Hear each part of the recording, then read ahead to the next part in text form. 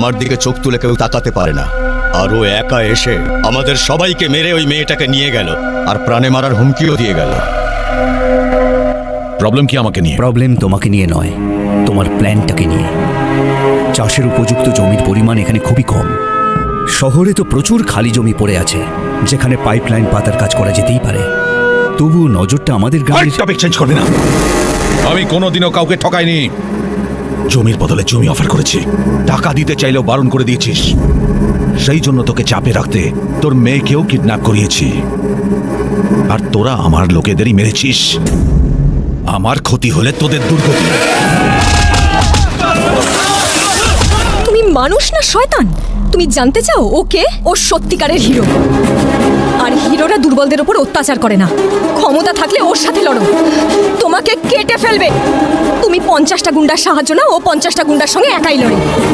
এর থেকেই বোঝা যায় যে তুমি কাপুরুষ আর ও আসল হিরো।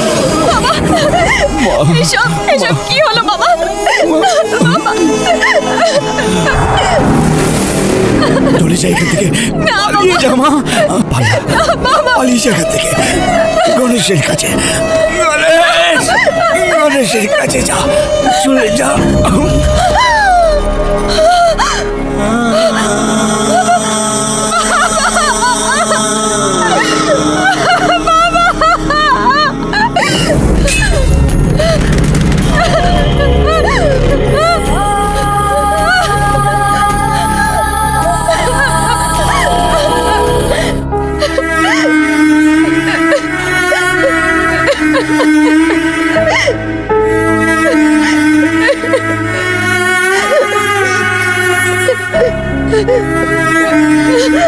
জল খাও মা, কেঁদো না, জলটা খাও। আমার খিদে পেয়েছে।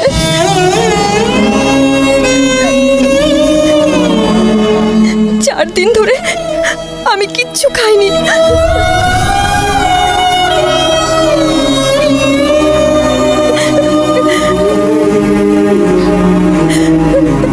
আমার মনে হয়েছিল আমি গণেশকে না দেখেই মরে যাব।